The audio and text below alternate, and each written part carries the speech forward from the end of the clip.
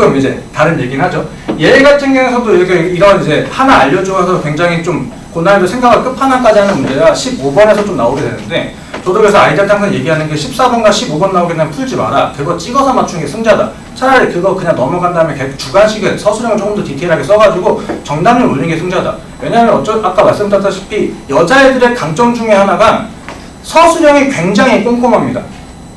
예일에서 1등급 받는 게 굉장히 어려워. 모의고사 1등급과 예일에서 1등급은 전혀 다른 게, 예일 1등급 같은 경우에는 서술형까지 꼼꼼하게 쓸 줄 아는 아이들이 정말 많기 때문에 그거 살짝 삐끗하게 되면 감점이 쭉쭉쭉 돼요. 그래서 차라리 객관식에서 어려운 걸 투자해가지고 이 문제를 맞추는 것보다는 이건 그나마 찍을 수도 있기 때문에 시간을 조금 배분한다면은 서술형에 투자를 해서 서술형을 조금 더 꼼꼼히 채우고, 그 다음에 여기서 코카콜라 맛있다 아니면은 저는 학창시절에 종이 찢어가지고 4번이나 3번이나 찍고 돌려서 필고 했는데, 그렇게 해서 좀 찍으면서 하는 것도 저는 방법이라고 좀 봅니다.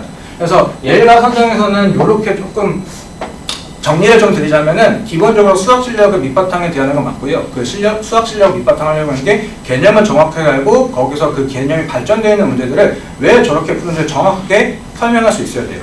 이렇게 말씀드리면 조금 너무 바운더리가 애매모호하니까 가장 많이 쓰는 교재를 말씀드리자면은 아이들이 RPM이나 쌤, 요즘에 쌤이 조금 교육과정이 개편되면서 교재가 2번 나왔거든요. 쌤 B, RPM과 쌤 B에 있는 웬만한 90% 이상의 문제를, 조금 많으면 90%, 적으면 80% 문제를 다 설명할 수 있어야 돼요.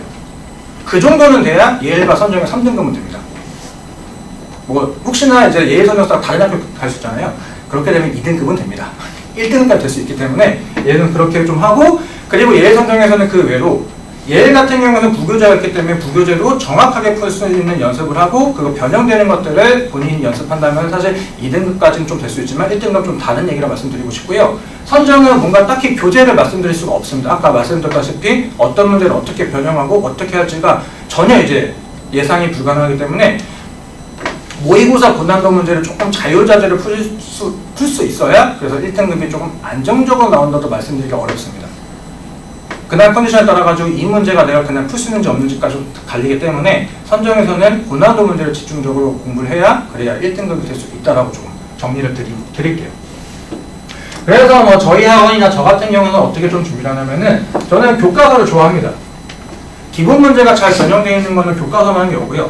그리고 아이들 좀 오해하는 게, 예일 같은 경우는 비상국계 교과서를 쓰고 선정 같은 경우는 미래인 교과서 쓰는데, 우리 학교 교과서만 풀 줄 알아요, 애들이.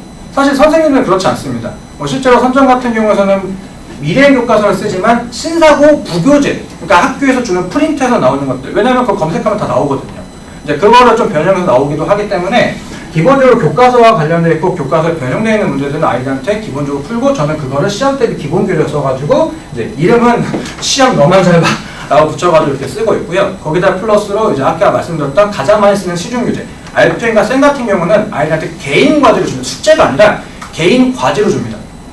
본인 수학 실력 향상을 위한 공부 시간을 만들려고 해서 그것들을 이제 본인 스스로 좀 하라고 좀 시키고 있고요.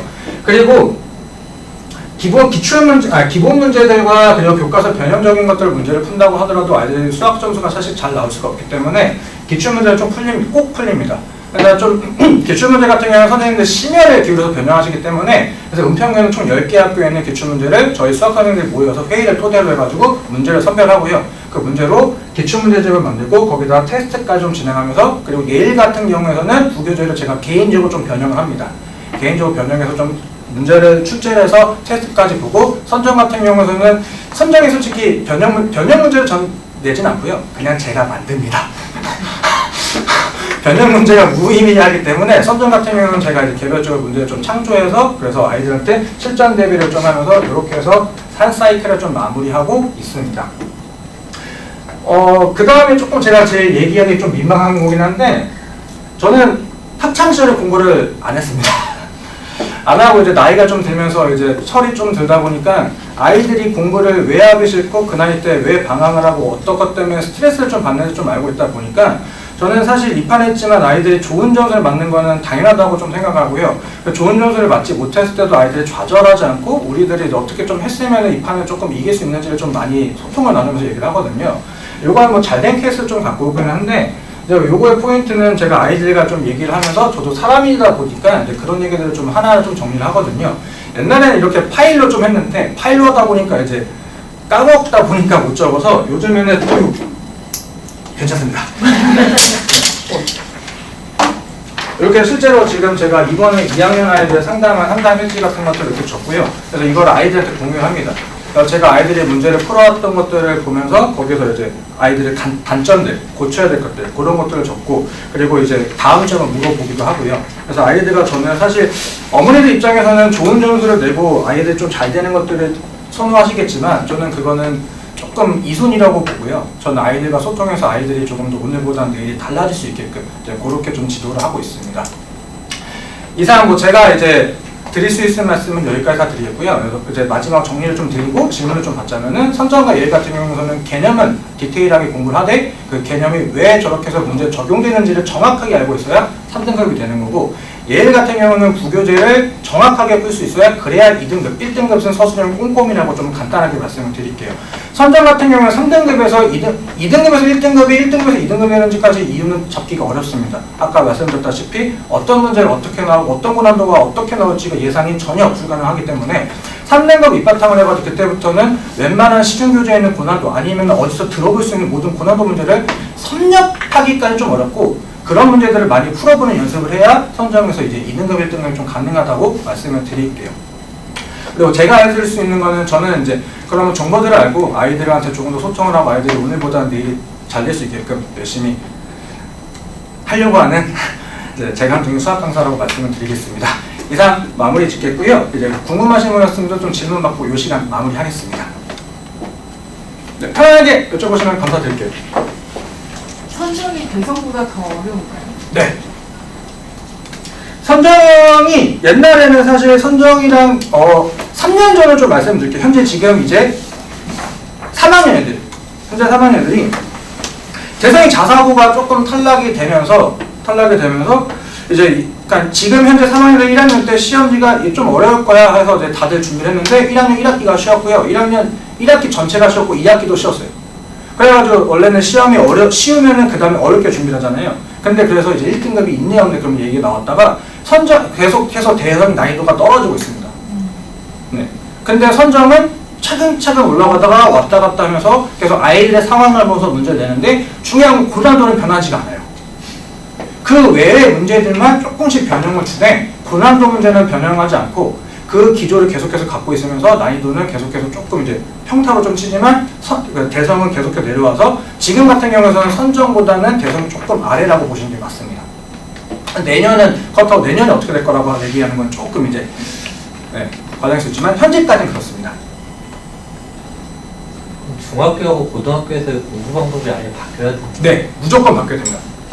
저희 아이 기준으로 보면 중학교 때까지는, 지금 이제 큰애가 선정을 다니는데 중학교 때까지는 잘했어요.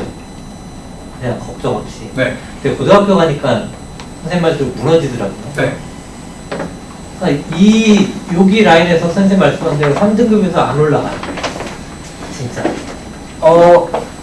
그거는 선정이라고 하면 조금 이제 단점도 있을 것 같고요. 그리고 아버지께서 걱정하시는 것처럼 아무래도 이제 공부가 중학교 때 익숙했던 것들. 그러니까 중학교 때 어떻게 시험 대비를 하냐면은, 사실 시험 대비라고 하면 중학교에서는 개념을 어떻게 잘 풀어내는지가 가장 중요하기 때문에 시험 대비가 굉장히 많이 문제를 풉니다.